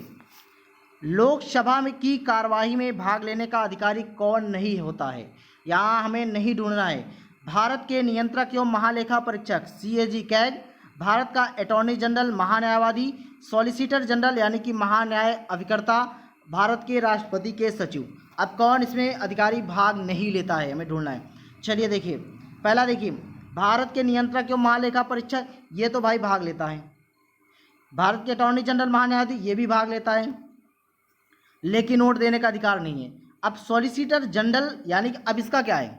ये किसी विशेष बुलावे पर जो है उसमें भाग लेता है, संसद की कार्रवाई में भाग लेता है, किसी विशेष बुलावे पे ही भाग लेता है। और भारत के राष्ट्रपति के सचिव ये नहीं भाग पाते, तो इसलिए ऑप्शन डी यहाँ पर गलत नहीं होगा, गलत कथन हो जाएगा। और इसका मतलब जो क्वेश्चन हमारा पूछ रहा है कि कौन अधिकारी नहीं शामिल होता, तो ऑप्शन डी शामिल नहीं होता, हमारा ऑप्शन डी यहाँ पर से जाएगा, भारत के राष्ट्रपति के सचिव। अगला क्वेश्चन देखिए, एक वर्ष में किसी देश के सामान्य निवासियों और उनकी संपत्ति द्वारा उत्पादित सभी अंतिम वस्तुओं और सेवाओं को के मूल्य को, चाहे वह घरेलू राज्य क्षेत्र के भीतर परिचालित हो या फिर बाहर, क्या कहते हैं? सकल राष्ट्रीय आय, निवल राष्ट्रीय आय, सकल घरेलू उत्पाद या फिर निवल घरेलू उत्पाद। सही आंसर क्या हो जाएगा? सकल राष्ट्रीय आय, यानी कि जीएनपी बराबर GDP plus X minus M. X जहाँ एक्स क्या है? एक्स देशवासियों द्वारा विदेशियों से प्राप्त आय है और एम विदेशियों द्वारा देश से अर्जित आय है। ठीक है, चलिए अगले क्वेश्चन। लेखा अनुदान संघ सरकार को अनुमति प्रदान करता है, क्या करता है? सार्वजनिक ऋण लेने के लिए? नहीं, ये नहीं करता। भारतीय रिजर्व बैंक से धन उधार लेने के लिए? नहीं, ये भी नहीं करता। राज्यों को अनुदान प्रदान करने के लिए? नहीं, ये भी नहीं करता। निश्चित अवधि के लिए भारत संचित निधि से धन निकालने के लिए? यही करता है। तो ऑप्शन डी हमारा यहाँ पे क्या हो जाएगा? ऑप्शन डी सही हो जाएगा। चलिए अगले क्वेश्चन तरफ बढ़िए। अगला देखिए, यदि वार्षिक संघीय बजट लोकसभा द्वारा पारित नहीं होता तो बजट में संशोधन कर या दोबारा पेश किया जाता है? नहीं। सुझाव है तो बजट राजभाषा को भेज दिया जाता है? नहीं। संघीय वित्त मंत्री से त्यागपत्र देने के लिए कहा जाता है? नहीं। प्रधानमंत्री अपने मंत्रिपरिषद का त्यागपत्र पेश कर देता है? बिल्कुल यही से होगा, क्योंकि इसका मतलब है कि जो सरकार है वो अल्पमत में है, तो अल्पमत नहीं होने की वजह से बजट को पेश नहीं कर पाए, तो प्रधानमंत्री इसमें क्या करेंगे? प्रधानमंत्री अपने मंत्रिपरिषद को बुलाकर त्यागपत्र पेश कर देंगे। चलिए अगला क्वेश्चन देखिए, मुद्रापूर्ति M1 क्या है? नोट एवं सिक्के तथा मांग जमा, नोट सिक्के मांग जमा धन डाकघर की बचत राशियां, A+B या फिर कोई नहीं। तो सही ऑप्शन हो जाएगा ऑप्शन ए, नोट एवं सिक्के तथा मांग जमा। अब M1 का मतलब क्या है? M1 जो है ये एक नैरो मनी है। क्या है? एक नैरो मनी है। ठीक है, इसमें नोट और सिक्के तथा मांग जमाएं आती रहती हैं। M1 बराबर होता है परिभ्रमण में मुद्रा प्लस बैंकों की मांग जमाएं प्लस RBI की अन्य जमाएं। ठीक है, अगला क्वेश्चन देखिए 64। एक्चुरीज सब संबंधित है, बैंकिंग, बीमा, शेयर बाजार या फिर किसी में से नहीं। तो ऑप्शन सही जाएगा बीमा से। ठीक है, एक्चुरीज का जो कारोबार होता है वो बीमा से संबंधित होता है। अगला क्वेश्चन देखिए, क्वेश्चन नंबर 65 है। तो भारत की द्विवार्षिक पंचवर्षीय योजना में निवेश का स्वरूप निर्धारित किया था, किसने? प्रोफेसर PC महालनोबिस ने। ठीक है, अगला क्वेश्चन देखिए, देशों में एग्रो इकोलॉजिकल क्षेत्र है, देश में कितने हैं? टोटल 20 हैं। कितने हैं? 20 कृषि पर्यावरण क्षेत्र में बांटा हुआ है। अगला क्वेश्चन देखिए, भारत में औद्योगिक विकास हेतु संयुक्त क्षेत्र का विचार किस औद्योगिक नीति प्रस्ताव में रखा गया था? तो यहाँ पर ऑप्शन बी यहाँ से हो जाएगा 1956 की औद्योगिक नीति में। अगला क्वेश्चन देखिए 68, निम्न कथनों पर विचार कर सही उत्तर का चयन कीजिए, कूट की सहायता से कीजिए। कथन है, विकास की ऊंची दर के साथ शिक्षित बेरोजगारी दर बढ़ती है। कारण है यह तभी होता है जब व्यावसायिक शिक्षा की कमी होती है। तो इसमें देखिए आप, कूट में ए तथा आर दोनों सही हैं, आर ए की सही व्याख्या है। ए तथा आर दोनों सही हैं, आर ए की सही व्याख्या नहीं है। ए सही है परंतु आर गलत है, ए गलत है परंतु आर सही है। इसमें सही आंसर क्या हो जाएगा? देखिए, विकास की ऊंची दर के साथ शिक्षित बेरोजगारी दर बढ़ती है, ये तो तय है। तो यह तभी होता है जब व्यावसायिक शिक्षा में कमी होती है। इसका मतलब है ए और आर दोनों सही है और आर ए की सही व्याख्या भी है। ठीक है, अगला क्वेश्चन देखिए, निम्नलिखित में से भारत निर्माण का कौन अंश नहीं है? तो इसमें हो जाएगा आपका आंसर ऑप्शन ए, कृषि आधारित उद्योग। ठीक है, देखिए 2005 के आसपास में, दिसंबर 2005 के आसपास में, उस समय प्रधानमंत्री डॉक्टर मनमोहन सिंह थे। तो 2005 में बजट पेश किया गया था, उसमें बात कही गई थी कि ग्रामीण आधारित संरचना के 6 प्रमुख क्षेत्र को निर्धारित किया गया था, जो 4 वर्षों में पूरा किया जाता। इसमें सिंचाई थी, जलापूर्ति थी, आवास, सड़क, टेलीफोन और विद्युतीकरण इसमें शामिल थे, लेकिन कृषि आधारित उद्योग शामिल नहीं है। एक विद्युतीकरण, आवास, टेलीफोन, जलापूर्ति, सिंचाई और सड़क। ठीक है, अगला क्वेश्चन देखिए, जनगणना 2011 के अनुसार 14 वर्ष से कम आयु वाले की संख्या सकल आबादी का कितने प्रतिशत है? तो सही आंसर 29%, ऑप्शन ए हो जाएगा। अगला देखिए, 2011 की जनगणना के अनुसार जनसंख्या की दृष्टि से उत्तराखंड का कौन सा स्थान है? 20वां, ऑप्शन बी यहाँ पे सही जाएगा। अगला क्वेश्चन देखिए, जनगणना 2011 के अंतिम आंकड़ों के अनुसार निम्नलिखित में भारत के किस राज्य में न्यूनतम साक्षरता दर है? बिहार। कितनी साक्षरता दर है बिहार में? 61.8%। अगला क्वेश्चन देखिए दोस्तों, अगर जनगणना से संबंधित वीडियो देखनी है तो आप लोग डिस्क्रिप्शन में जाके वहां से जनगणना का वीडियो लिंक है, वहां से आप क्लिक करके जनगणना से संबंधित वीडियो आप देख सकते हैं, ठीक है। अगला क्वेश्चन देखिए, निम्नलिखित में से कौन सा सही सुमेलित नहीं है? इधर दिया है राज्य, इधर दिया है बाल लिंगानुपात 2011। देखिए ये क्वेश्चन ही गलत है, क्योंकि यहाँ पे जो ये है सारा मिसप्रिंट हो गया है, ठीक है। क्योंकि जब इससे ये तो बात सही है कि यहाँ पे उत्तर प्रदेश 890 नहीं है। उत्तर प्रदेश आपको पता है, जानकारी के लिए बता रहे हैं, उत्तर प्रदेश में 902 है, ठीक है। उत्तर प्रदेश में 902 है और मध्य प्रदेश में है 918, ठीक है। मध्य प्रदेश में 918 और राजस्थान की अगर हम बात करें तो राजस्थान में है 888, ठीक है, 888 है। और बिहार की अगर बात करें, बिहार में है 935। ये क्वेश्चन गलत मान चलिएगा, ठीक है, आप सुधार कर लीजिएगा। उत्तर प्रदेश में कितना है? उत्तर प्रदेश में है 902, मध्य प्रदेश में 918 और राजस्थान में 888 और बिहार में 935 है, ठीक है। हमें यहाँ पे सही सम्मिलित करना था, लेकिन एक भी सही नहीं है। अगला क्वेश्चन देखिए, जनांक ठीक है, जनांक अंतराल शब्द क्या सूचित करता है? स्त्री पुरुष अनुपात अंतर में, या फिर यहाँ पे देखिए ऑप्शन, आयु में अंतर, या फिर शिशु महिला अनुपात में अंतर, या फिर जन्म एवं मृत्यु दर के बीच अंतर। तो सही आंसर क्या हो जाएगा? ऑप्शन डी यहाँ पे सही हो जाएगा, जन्म एवं मृत्यु दर के बीच का अंतर, ठीक है। अगला क्वेश्चन देखिए, 2011 की जनगणना के अनुसार भारत के किस राज्य में नगरीय जनसंख्या का प्रतिशत सर्वाधिक है? ऑप्शन बी सही जाएगा, गोवा में, ठीक है। गोवा में सबसे ज़्यादा है, 62.2% है, ठीक है। अगला क्वेश्चन देखिए, अगला देखिए, निम्नलिखित में से किसका नाम प्रवर्जन सिद्धांत से संबंधित है? ऑप्शन सी से जाएगा, ली। अगला क्वेश्चन देखिए, निम्न में से किसे चिपको आंदोलन का नेता माना जाता है? सुंदरलाल बहुगुणा, ठीक है। सुंदरलाल बहुगुणा के साथ साथ चंडी प्रसाद भट्ट भी थे। इन्होंने 1973 ईस्वी के आसपास में उत्तराखंड के चमोली में इस आंदोलन की शुरुआत किए थे। चलिए अगले क्वेश्चन तरफ बढ़िए। 78 क्वेश्चन क्या बोल रहा है? पारिस्थितिकी पदछाप की माप की इकाई है भूमंडलीय हेक्टर, ऑप्शन ए यहाँ पे से जाएगा। अगला क्वेश्चन देखिए 79, किस प्रकार के प्रदूषण से बचाव के लिए ग्रीन मफलर, ठीक है, ग्रीन मफलर का उपयोग किया जाता है? ध्वनि प्रदूषण, ठीक है, ऑप्शन डी यहाँ पे सही हो जाएगा। चलिए अगला क्वेश्चन देखिए, अगला 80 question, carbon dioxide CO2, nitrous oxide N2O, chlorofluorocarbon CFC और मीथेन CH4 गैसों का ग्लोबल वार्मिंग के प्रति आपेक्षिक योगदान क्या है? आपेक्षिक योगदान यानी कि घटता क्रम किस प्रकार है? तो हमें घटता क्रम में बताना है।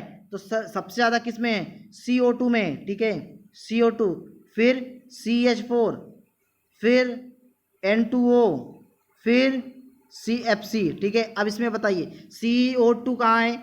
ये अब सभी में CO2 है। चलिए उसके बाद क्या है? CH4 है, CH4 यानी कि B और C में मैच कर रहा है, हमें D और A से कोई मतलब नहीं है।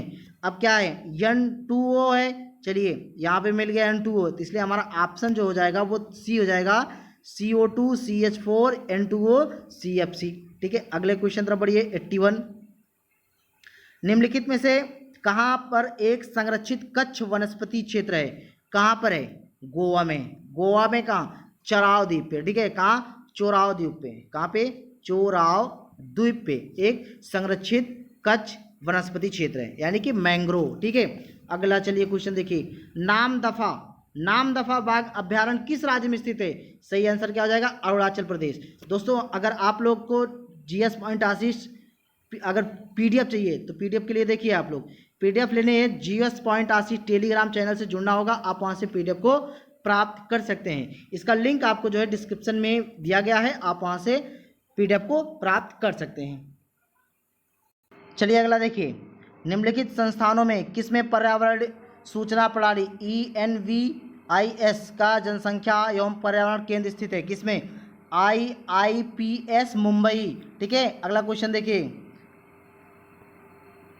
अगला है निम्नलिखित द्वीपों के युग्मों में कौन सा एक 10 अंश जलमार्ग 10 डिग्री चैनल द्वारा आपस में अलग किया जाता है? किसमें? अंडमान एवं निकोबार में। ठीक है, 10 डिग्री चैनल से। अगला क्वेश्चन, अब अगर यहाँ पर अगर हम अब बात करें जैसे कि मालदीव और मिनिकॉय के बीच 8 डिग्री चैनल है, मालदीव और मिनिकॉय के बीच 8 डिग्री चैनल है। ठीक है, और अगर हम बात करें जैसे कि लक्षद्वीप यानी कि कावारत्ती और मिनिकॉय के बीच 9 डिग्री चैनल है। ठीक है, और सुमात्रा और निकोबार के द्वीप ग्रैंड चैनल है। ठीक है, सुमात्रा और निकोबार के बीच ग्रैंड चैनल है। ठीक है, चलिए अगले क्वेश्चन तरफ बढ़ेंगे। भारत के प्रादेशिक जल क्षेत्र का विस्तार कितने हैं? तट से 12 समुद्री मील तक है। ऑप्शन सी यहाँ पर सही हो जाएगा। अगला क्वेश्चन देखिए।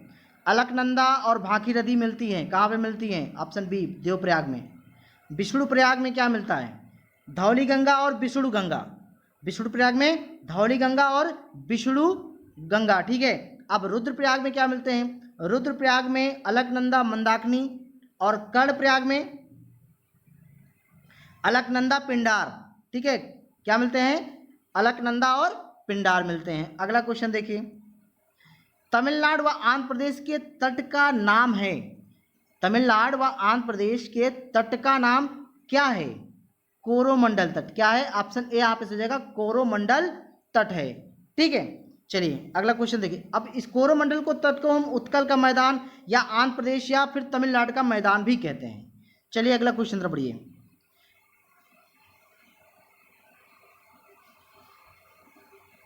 अगला देखिएगा यहाँ पे 88, निम्नलिखित में से कौन भारत की सीमा में स्थित एकमात्र सक्रिय ज्वालामुखी है? ऑप्शन ए से हो जाएगा, वैरन द्वीप हो जाएगा। ठीक है, अगला क्वेश्चन देखिए। मंगलम सिंचाई परियोजना है किसकी? केरल की। 89 का बी हो जाएगा।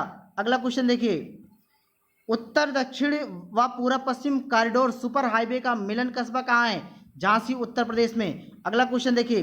तारे का रंग सूचक है। ठीक है, 91 है, तारे का रंग सूचक है सूर्य से दूरी का, उसकी ज्योति का, या फिर ऑप्शन आगे देखिए, उसकी पृथ्वी से दूरी का या फिर उसके ताप का। क्या हो जाएगा? उसके ताप का। ठीक है, ऑप्शन डी यहाँ पे सही हो जाएगा। अगला क्वेश्चन देखिए। जब बृहद ज्वार आता है जब सूर्य तथा चंद्रमा एक सीधी रेखा में होते हैं, जब सूर्य तथा चंद्रमा समकोण बनाते हैं, जब तेज हवा चल रही हो, जब रात ठंडी हो। तो सही आंसर क्या हो जाएगा? ऑप्शन ए यहाँ पे सही हो जाएगा। जब सूर्य और चंद्रमा एक सीधी रेखा में होते हैं तो बृहद ज्वार आते हैं, और जब सूर्य और चंद्रमा समकोण बनाते हैं तो लघु ज्वार आते हैं। क्या आते हैं? लघु ज्वार आते हैं। अगला क्वेश्चन देखिए। निम्नलिखित में से किसका सुमेल नहीं है?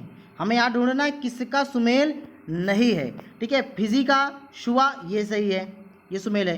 फिनलैंड का ओस्लो नहीं, ये गलत है। क्यों? क्योंकि जो फिनलैंड की राजधानी वो हेलसिंकी है। क्या है? हेलसिंकी। फिनलैंड की राजधानी हेलसिंकी, और ओस्लो किसकी राजधानी है? नॉर्वे की राजधानी है। तो ये मैच नहीं कर रहा है। गुयाना, जॉर्जटाउन ये भी मैच कर रहा है, लेबनान, बेरूत ये भी मैच कर रहा है। तो यहाँ सुमेल कौन सा नहीं है? ऑप्शन बी सुमेल नहीं है, इसलिए ऑप्शन बी यहाँ पे हमारा सही हो जाएगा, ऑप्शन बी। ठीक है, अगला क्वेश्चन देखिए।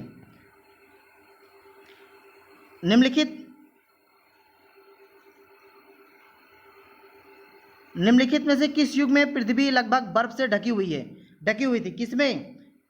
प्लिस्टोसीन युग में। ऑप्शन सी यहाँ पे सही जाएगा, प्लिस्टोसीन युग में। अगला क्वेश्चन देखिए। वर्ष 2006 के लगभग मध्य में निम्नलिखित हिमालय दर्रों में से कौन सा एक भारत और चीन के बीच व्यापार बढ़ाने के लिए पुनः खोला गया था? नाथुला दर्रा। नाथुला दर्रा कहाँ पे? सिक्किम में है। ऑप्शन सी यहाँ पे सही जाएगा। अगला क्वेश्चन देखिए। निम्नलिखित सागरों में से किसमें सर्वाधिक लवणता पाई जाती है? मृत सागर में। ऑप्शन बी यहाँ पे सही हो जाएगा। चलिए अगला। ग्रैंड कैनियन क्या है? एक खड्डे, एक बहुत बड़ा खड्डे। ऑप्शन ए यहाँ पे सही हो जाएगा। अगला क्वेश्चन देखिए 98 का।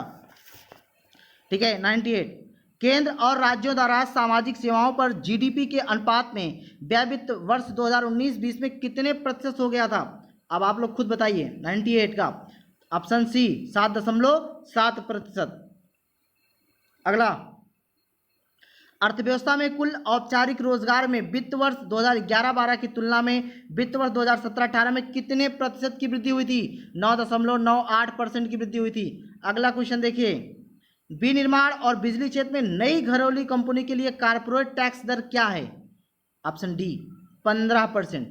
यह दुनिया जो भारतीय कारपोरेट कर है वो दुनिया में जो है सबसे कम है। अगला देखिए, निम्नलिखित में से कौन देखभाल सोसाइटी का एक घटक है? पर्यावरण एवं जलवायु परिवर्तन, शिक्षा और कौशल और संरचना, कल्याण, जल और स्वच्छता। तो सही ऑप्शन हो जाएगा ऑप्शन ए पर्यावरण एवं जलवायु परिवर्तन। देखिए, देखभाल सोसाइटी में 3 प्रकार के हैं घटक हैं, महिला एवं बाल कल्याण, दूसरा है संस्कृति एवं पर्यटन, फिर है पर्यावरण एवं जलवायु परिवर्तन। ठीक है, अब इन तीनों में से पर्यावरण जलवायु परिवर्तन मैच कर रहा है, तो इसलिए ऑप्शन ए यहाँ पे सही हो जाएगा। अगला क्वेश्चन देखिए, किस भारतीय उद्यमी को ऑस्ट्रेलिया के सर्वोच्च सम्मान ऑर्डर ऑफ ऑस्ट्रेलिया से सम्मानित किया गया? ऑप्शन ए किरण मजूमदार। अगला क्वेश्चन, अंतर्राष्ट्रीय मजदूर दिवस कब मनाया जाता है? ऑप्शन ए 1 मई को। अगला क्वेश्चन, हाल ही में सुर्खियों में रहे वंदे भारत मिशन का उद्देश्य क्या था? विदेशों में बसे भारतीयों को स्वदेश वापस लाना। 104 का बी हो जाएगा। ठीक है, अगला क्वेश्चन देखिए, भारतीय खिलाड़ी, ठीक है, भारतीय खिलाड़ी बालवीर सिंह का निधन हो गया, वह किस खेल से संबंधित है? ऑप्शन ए हॉकी के खिलाड़ी थे। ठीक है, अगला क्वेश्चन देखिए, भारतीय मूल के किस अमेरिकी वैज्ञानिक को इन्वेंटर ऑफ द ईयर पुरस्कार से सम्मानित किया गया? राजीव जोशी को। ऑप्शन डी यहाँ पे सही जाएगा, राजीव जोशी। अगला क्वेश्चन देखिए, विश्व व्यापार संगठन WTO के महानिदेशक ने हाल ही में त्यागपत्र दे दिया, वह किस देश के थे? ब्राजील के। ठीक है, ऑप्शन बी यहाँ पे सही जाएगा। अगला क्वेश्चन देखिए, 108वां नंबर क्वेश्चन के देखिए, केंद्रीय आवास और शहरी मामलों के मंत्रालय ने कर्मचारियों के गृह निर्माण अग्रिम पर ब्याज दर को घटाकर कितना कर दिया था? 7.9% कर दिया। ऑप्शन ए यहाँ पे सही जगह, किससे कम के? 8.5% से कम करके 7.9% कर दिया। ठीक है, अगला क्वेश्चन देखिए, सही कथन का चुनाव करना है। हाल ही में वैश्विक टीबी रिपोर्ट 2019 WHO के द्वारा जारी की गई। इस रिपोर्ट के आंकड़े विश्व के 202 देशों के सर्वेक्षण में उपरांत लिए गए थे। ठीक है, WHO ने 2010 में एंड टीबी स्ट्रेटजी के अंतर्गत टीबी के उन्मूलन के लक्ष्यों को निर्धारित किया। और चौथा कथन है, वैश्विक टीबी रिपोर्ट WHO के द्वारा वर्ष 2000 से प्रति 2 वर्ष के अंतराल पर जारी किया जाता है। यहाँ पर विकल्प दिया है 1, 2 और 3, 1, 2, 3, 4 या 1 और 3। तो सही जो विकल्प हो जाएगा 1 और 2 हो जाएगा। ठीक है, क्या हो जाएगा? 1 और 2, इसलिए ऑप्शन हमारा यहाँ पर ऑप्शन ए यहाँ पे सही हो जाएगा। ठीक है, 1 और 2, यानी कि WHO ने वैश्विक रिपोर्ट 2019 जारी की। इस रिपोर्ट के आंकड़े 202 देशों से मिलाकर किए गए थे, जो लगभग पूरे विश्व के 99% जनसंख्या का प्रतिनिधित्व करता है। रिपोर्ट के अनुसार भारत में पिछले वर्ष के रोगियों की संख्या 50,000 की गिरावट देखने को मिली है। अगला क्वेश्चन देखिए, केंद्रीय फसल बीमा योजना की समीक्षा करने और बदलाव की सिफारिश करने के लिए रक्षा मंत्री की अध्यक्षता में मंत्रियों के GOM का 7 सदस्यीय समूह बनाया। निम्नलिखित में से कौन सा कथन सही है?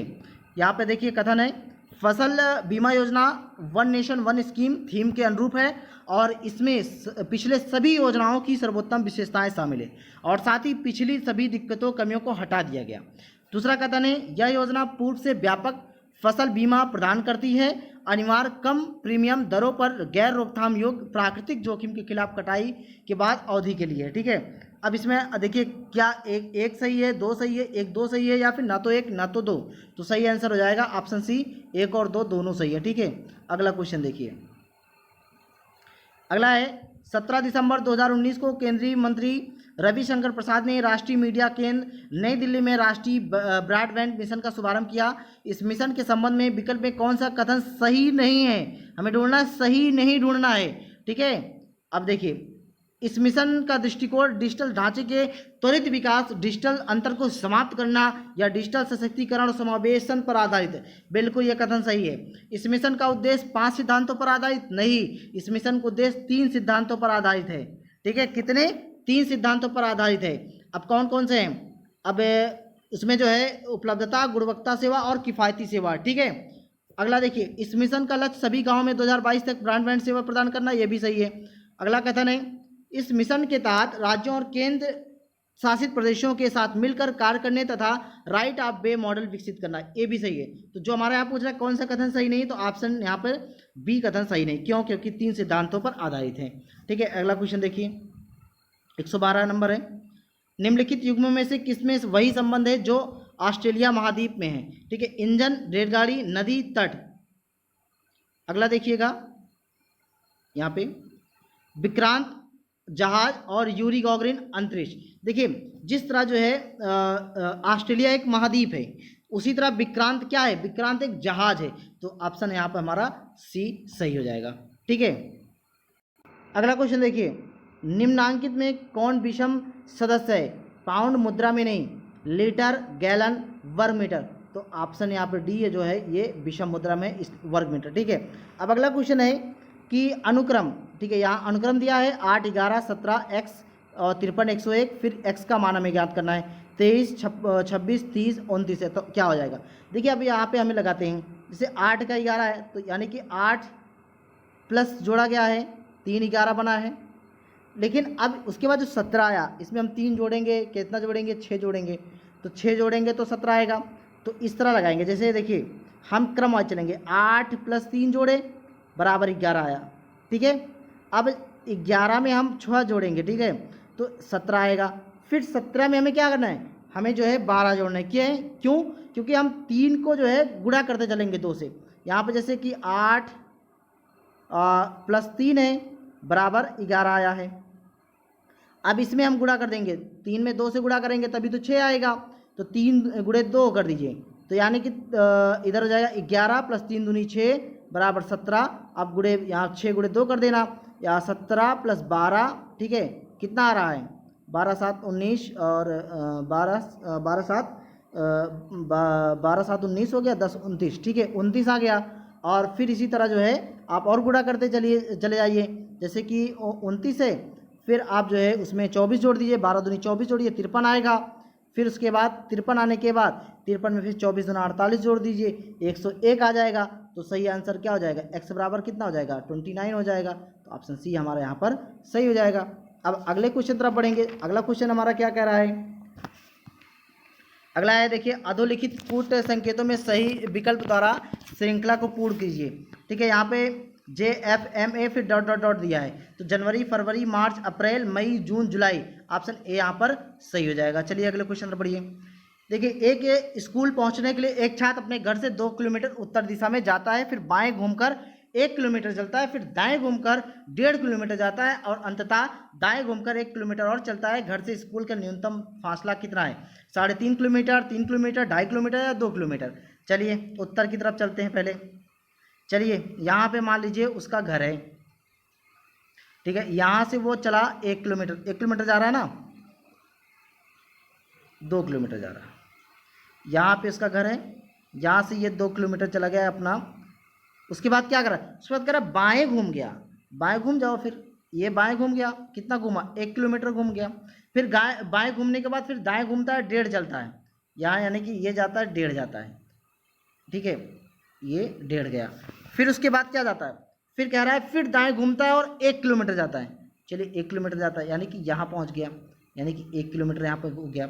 अब बताइए, यहाँ 1 है, यहाँ 1 है, बराबर जाएगा ना। तो इसका मतलब ये ऐसे सीधा सीधा देखेंगे, मतलब स्कूल गया, कुल मिला के घूम घाम के गया है। तो सीधा देखिए, इधर 2 किलोमीटर है, यहाँ 1.5 है, तो इसके और इसके बराबर क्या हो जाएगा? 1.5 हो जाएगा ना, ये भी 1.5 हो जाएगा, यानी कि 1.5 ये जोड़ दीजिए, 2 ये जोड़ दीजिए, 3.5 किलोमीटर हो गया। तो सही आंसर क्या हो जाएगा? 3.5 किलोमीटर। ऑप्शन ए यहाँ पर सही हो जाएगा। चलिए अगला क्वेश्चन देखिए। श्री और श्रीमती शर्मा के 2 बच्चे हैं, आशा और रमेश। ठीक है, आशा और रमेश 2 बच्चे हैं, और रमेश का विवाह श्री और श्रीमती महाजन की पुत्री राधा से हुआ। श्री और श्रीमती महाजन के पुत्र सुरेश का विवाह रीता से हुआ।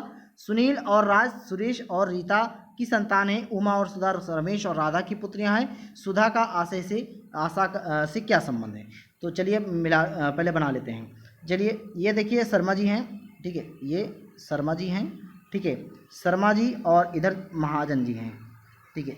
शर्मा जी के 2 बच्चे हैं, कौन कौन हैं? एक हैं आशा और एक हैं रमेश, और इनके भी 2 बच्चे हैं, एक हैं राधा और एक हैं सुरेश, ठीक है। अब देखिए, अब इसमें कह रहा है कि जो इनका बेटा है, यानी कि इनके बेटे का नाम क्या है, रमेश। जो रमेश है, इनकी शादी होती है राधा से, इनकी पुत्री से, यानी कि इससे शादी हो जाती है, यानी कि इससे क्या हो जाती है, शादी हो जाती है, ये पत्नी बन गई, ठीक है। अब पत्नी बन गई। अब जो सुरेश है, इसकी जो शादी होती है वो रीता से होती है, रीता से हो गई। अब यहाँ रीता से होने के बाद अब यहाँ पर दो बच्चे हुए हैं, सुनील और राज जो है वो सुरेश और इसका पुत्र, यानी कि जो ये है सुनील और राज, ठीक है, सुनील और राज इसके पुत्र हैं। अब यहाँ पर देखिए, इसके जो दो पुत्र हैं, यानी कि रमेश और राधा के दो पुत्र हैं, उमा और सुधा, उमा और सुधा है, ठीक है, उमा और सुधा है। अब पूछ रहा है कि ए, यानी कि आशा और सुधा के बीच क्या संबंध है, बुआ और भतीजी का संबंध है। क्या संबंध है, बुआ और भतीजी का संबंध है। यहाँ पे ऑप्शन में देखिए भतीजी भी दिया है और बुआ भी दिया है। देखिए जब कुछ यहाँ पे दोनों ऑप्शन सही है, ठीक है, बुआ भी है और भतीजी भी है, ऑप्शन बी भी सही है और ऑप्शन सी भी सही है, ठीक है, कोई डाउट मत रखिएगा। अगला क्वेश्चन देखिए, 118, डेट का कोड कोडित किया गया है WZGB से, तो कम का कोड क्या होगा, ठीक है। अब डेट है, अब इसमें क्या है, कुल मिला के देखिए, डेट का नंबर, डी का मतलब क्या होता है 4 हो गया, और डब्ल्यू का मतलब 23 हो गया, तो 23 कुल मिला के 27 हो गया। A1 और Z 26, यानी कि इसमें भी 27, ठीक है। अब जी क्या है, जी कितना है, जी 7 है, टी कितना है 20 है, तो 20 7 27 हो गया। E5 है और V कितना है 22 है, इसमें भी 27 आ रहा है, तो हमको 27 के अकॉर्डिंग ही लेके चलना है। जैसे कम का C क्या है 3 है, तो इसमें कितना जोड़ेंगे 27 आएगा, 24 जोड़ेंगे, तो 24 पे कितना आ रहा है, X आ रहा है, ठीक है। फिर उसके बाद O है, O का मतलब कितना है 15 है, 15 कितना जोड़ेंगे 12 जोड़ेंगे। अब 12 पे क्या आ रहा है, L आ रहा है, ठीक है, 12 पे L आ रहा है, तभी तो 27 आएगा। फिर उसके बाद क्या है, M है, M कितना है, MNO, ठीक है, N कितना 13 है, इसमें 14 जोड़ेंगे, तो 14 कितना आ रहा है, N आ रहा है, XLN आ गया। फिर E आ रहा है, E कितने पे 5 पे है, हमें कितना जोड़ना है 22, 22 पे कौन सा है, W है, सॉरी V है, ठीक है, क्या है V है, तो यहाँ पर हम यहाँ V रख देंगे, 22 तो V हो जाए ना, XLNV, तो XLNV, इसमें आप ढूंढिए XLNV कहाँ पे है, ऑप्शन यहाँ पर आपका बी हो जाएगा XLNV, ठीक है। अगला क्वेश्चन देखिए, एक घन के 6 पृष्ठ अलग अलग रंगों के हैं, लाल पृष्ठ काले के विपरीत है और हरा पृष्ठ लाल और काले के बीच है, नीला पृष्ठ सफ़ेद के आसन्न है और भूरा पृष्ठ नीले और आसन्न में है, हरे पृष्ठ के आसन्न में 4 रंग है। तो चलिए बना देते हैं। जैसे ये आपका जो है मान लीजिए आसन टाइप बना देते हैं, ठीक है, ये आपका आसन टाइप का बन गया। अब इसमें जो है रेड है, इसमें ग्रीन है, इसमें क्या है ब्लैक है, और इसमें क्या है ब्लू है, ठीक है, ब्लैक, ये BL कर दीजिए, और ये ब्लैक और जो है ब्लू है, ठीक है। अब इसमें जाएगा ब्राउन, ठीक है, BR ब्राउन, और इसमें है वाइट। अब इसमें कह रहा है कि यहाँ पर आसन में 4 दिए गए हैं, इसमें पूछ रहा है हरे पृष्ठ के आसन में कितने रंग हैं, तो कितने हैं देखिए, ये देखिए कितने हैं, ये G बीच में है, क्या है ये ब्लू है, सॉरी ब्लैक है, काला, और ये ब्राउन है, ठीक है, और ये लाल है, और ये सफ़ेद है। तो ऑप्शन ए यहाँ पर हमारा सही हो जाएगा, लाल काला भूरा और सफ़ेद, ठीक है, लाल काला भूरा और सफ़ेद हो जाएगा, ठीक है। चलिए अगला क्वेश्चन देखिए, सीता गीता राधा माया प्रभा एक पंक्ति में एक दूसरे के बगल में बैठी हैं, राधा माया के दाहिनी बैठी, ठीक है। पहले एक लाइन खींच लेते हैं, ठीक है, ये मान लीजिए मैंने लाइन खींचा है, ठीक है, ये लाइन खींच दिया। इसमें कहा गया है कि राधा माया के दाहिनी ओर उससे तीसरे स्थान पर बैठी है। जैसे मान लीजिए कि ये माया है, ठीक है, ये माया है, ये M लिख देते हैं माया, और क्या कह रहा है राधा जो है राधा माया से तीसरे लाइन बैठी, 1 2 यहाँ पर 3 कर दीजिए, यहाँ पे किसको बैठाना है, राधा को बैठा दीजिए, ठीक है। फिर क्या है, फिर कह रहा है कि सीता के ठीक बगल में उसकी बाईं ओर बैठी है, तो सीता के बगल में बाईं ओर बैठी है ना, तो ये S हो जाएगा, सीता के बगल में बैठी है ना। फिर राधा जो है प्रभा के दाहिनी और दूसरे स्थान पर है, ठीक है, यानी कि यहाँ पर हो जाएगा दूसरे स्थान पर, राधा के बगल में प्रभा के दूसरे स्थान पे यानी कि 1 और 2 का गैप हो जाएगा, प्रभा हो जाए बैठ जाएगी। फिर उसके बाद सीता जो है, सीता की बाईं ओर गीता बैठी है, वो भी दूसरे पर, तो 1 और 2 यानी कि यहाँ पर गीता बैठ जाएगी। तो यहाँ पूछ रहा है इनमें से कौन पंक्ति के ठीक बीच में है, 1 2 3 4 5, तो ठीक बीच में कौन है, गीता है, जी यानी कि गीता आंसर हो जाएगा, ऑप्शन सी यहाँ पर सही हो जाएगा, गीता। ठीक है, अगला देखिए, ये क्वेश्चन गलत है, यहाँ पर मिस प्रिंट हो गया है, लेकिन फिर भी अगर आप चाहते हैं तो आप लगा सकते हैं। जैसे कि मान लीजिए कि इसको हम जो है बता देते हैं आपको। एक यहाँ पे 4 है, यहाँ 5 है, यहाँ पर 3 है, यहाँ पर 10 है। ठीक है, फिर अगले में जो है यहाँ पर 5 है, यहाँ पे 6 है, यहाँ 18 है, यहाँ पे 4 है, और अगले में क्या है, यहाँ पे 6 है, यहाँ पे 7 है, और यहाँ पर जो है 5 है, यहाँ पर आपका निकालना है। इस तरह सवाल था, और सवाल जो है थोड़ा इधर उधर हो गया है। तो अगर आप लगाना भी चाहेंगे, जैसे 5 × 3 कर दीजिए। ठीक है, 5 यहाँ 15 हो जाएगा। ठीक है, ये 15 हो जाएगा, और फिर इसके बाद क्या करना है, इसको घटाना है। ठीक है, 15 में से 4 घटाएंगे कितना आएगा, 11 आ जाएगा, और फिर 11 में से 1 घटाना है। सब में घटाने के बाद 1 घटाना है। इससे क्या करना, गुणा करना है। इसमें इतना को घटाना है, इससे गुणा करना है, इसमें इतना घटा देना है। ठीक है, उसके बाद लास्ट में जो भी आएगा उससे 1 घटाना है, क्या, -1 हमको घटा देना है। जैसे देखिए 5 यहाँ 15 हो गया, और 15 में 4 घटाने पर कितना आ रहा है, 11 आ रहा है। 11 फिर -1 करेंगे तो कितना आ रहा है, 10 आ रहा है बीच में। इसी तरह भी है, 6 चौक 24 हो रहा है, 24 में 5 घटाएंगे तो कितना आएगा, 19 आएगा। 19 में 1 घटाने पे कितना आएगा, 18 आएगा। उसी तरह भी है, 7 × 5 = 35, 35 में 6 घटाएंगे तो कितना आएगा, 29 आएगा। 29 में से अगर 1 घटाएंगे तो 28 आ जाएगा। तो इसका सही आंसर 28 ही होगा, लेकिन मिसप्रिंट की वजह से इस प्रश्न को आप गलत ही मान चलिए। चलिए अगला क्वेश्चन देखिए, यहाँ पे निम्न आरेख में त्रिभुज डॉक्टरों को है, ये जो त्रिभुज है वो डॉक्टरों का है, और जो वृत्त है यानी गोला है वो खिलाड़ियों का है, और आयत जो है वो सरकारी कर्मचारियों का है। तो हमें इसमें से ढूंढना है कितने सरकारी कर्मचारी खिलाड़ी भी हैं। ठीक है, हमें जो है कर्मचारी जो ढूंढनी है वो खिलाड़ी की ढूंढनी है। ठीक है, कितने हैं, तो यहाँ पर देखिए आप फिर से, तो हमें कर्मचारी खिलाड़ी भी ढूंढना है। तो अब यहाँ पर आप मिलान कर लीजिए, क्या देखिए कि कितने सरकारी कर्मचारी खिलाड़ी में हैं। तो सरकारी कर्मचारी की आयत ही है, तो आयत में क्या कह रहा है, खिलाड़ी पूछ रहा है ना। तो खिलाड़ी कौन कौन है, देखिए पहले तो सिर्फ 37 लोग क्या क्या हैं, सिर्फ सरकारी कर्मचारी हैं। और देखिए इधर जो 10 लोग हैं ये लोग डॉक्टर बचे हैं, और इधर जो 6 डॉक्टर भी हैं और खिलाड़ी भी हैं और कर्मचारी भी हैं, और 19 क्या है, सरकारी कर्मचारी और खिलाड़ी भी हैं। तो इसको जोड़ दीजिए, 19 6 25, ऑप्शन बी यहाँ पर सही हो जाएगा, ऑप्शन बी हो जाएगा। अब अगले क्वेश्चन देखिए, 123 नंबर देखिए क्वेश्चन का। यदि आर का अर्थ प्लस है, एस का अर्थ गुणा है, टी का अर्थ भाग है, यू का अर्थ माइनस है, तो इस सवाल को हमें लगाना है। तो चलिए जी लगाइए, चैलेंज है आपका। तो यहाँ पर 4 कर दीजिए, और आर का प्लस प्लस है तो यहाँ पर 5 कर दीजिए। फिर एस बराबर कितना है, एस बराबर गुणा है।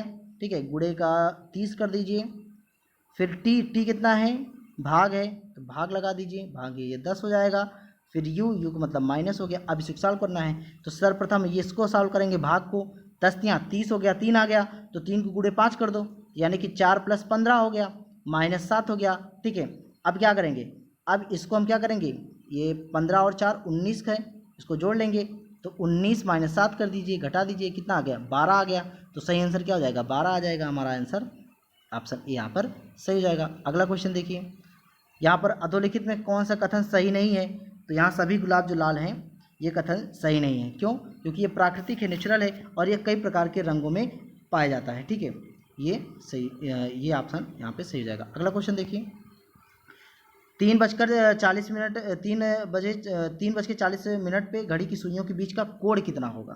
तो आपको एक फार्मूला बता रहा हूँ, m बराबर मिनट बराबर 2/11, फिर t यानी गुणे 30 बटा प्लस माइनस थीटा। इसी आधार पर जो हमें कोण निकालना है, इसी फार्मूले के आधार पर निकलेगा। अब फार्मूले के आधार पर अगर आप लोग रखिए तो आसानी से निकल जाएगा। जैसे m बराबर कितना है, m बराबर 40 है, बराबर 2/11, फिर 3 और फिर 30, फिर प्लस माइनस थीटा रख दीजिए। अब देखिए 30 या 90 हो गया। ठीक है, अब 11 चौक 44, इससे हम कर देते हैं 11 चौक 44, इधर उल्टा तिरछा गुणा कर देंगे, तो 11 चौक 44 यानी कि 440 बटा 2 हो जाएगा, इधर हो जाएगा 90 प्लस माइनस थीटा हो जाएगा। अब इसको करेंगे 220 हो जाएगा, ठीक है, 220 बराबर 90 प्लस माइनस थीटा हो जाएगा, ठीक है। यहाँ पे लिख दे रहा हूँ कि 220 बराबर 90 प्लस माइनस थीटा हो जाएगा।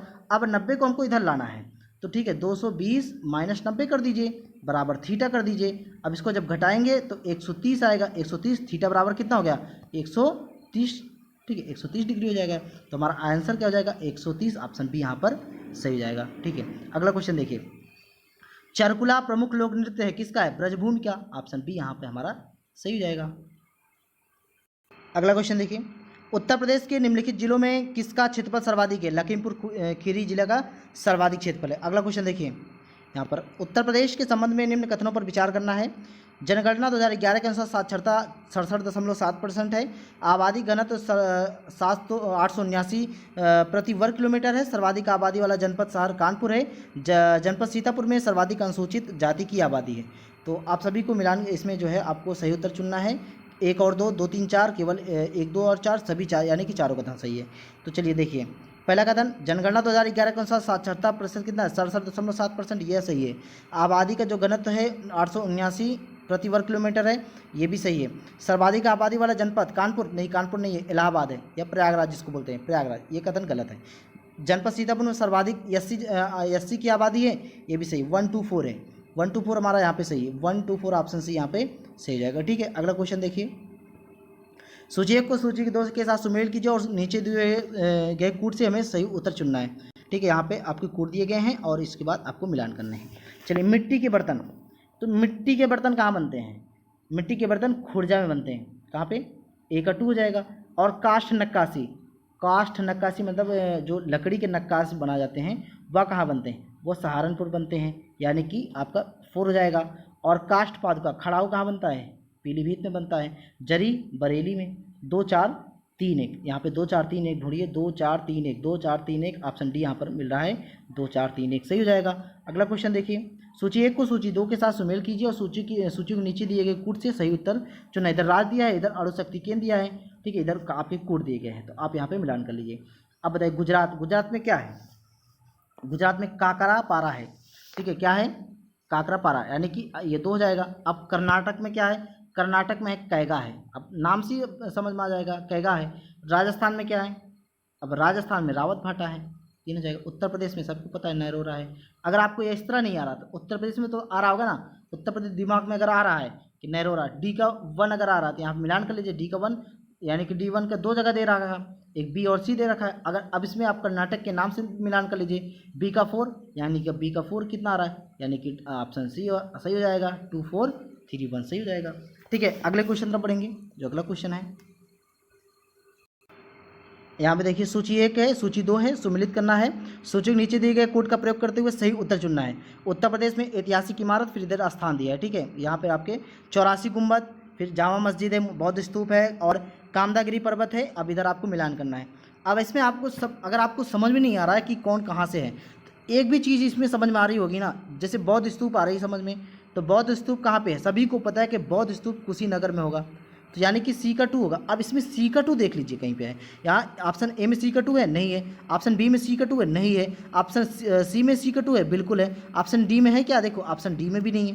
तो यानी कि ऑप्शन सी में, जब ऑप्शन सी में सी का 2 है तो इसका मतलब है कि ऑप्शन सी हमारा यहाँ पे सही हो जाएगा। आप श्योर हैं ऑप्शन सी यहाँ पे सही हो जाएगा, क्यों, क्योंकि 84 गुम्बद इसका मतलब है कि जालौन में है, 4 हो जाएगा। जामा मस्जिद इसका मतलब कि मुरादाबाद में है, 3, और बौद्ध स्तूप कुशीनगर और कामदागिरी पर्वत चित्रकूट में, यानी कि ये आपका ऑप्शन सी यहाँ पर सही जाएगा। अगले क्वेश्चन तरफ बढ़िए।